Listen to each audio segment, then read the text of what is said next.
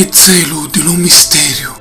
l'impreio di lo vivente Dio, pigliò vita la rifrattaria scorcia, spiddio lo rizzetto, la campa umana si cataminò, li filamenti squagliaro, la placenta spirituale si scucchiò.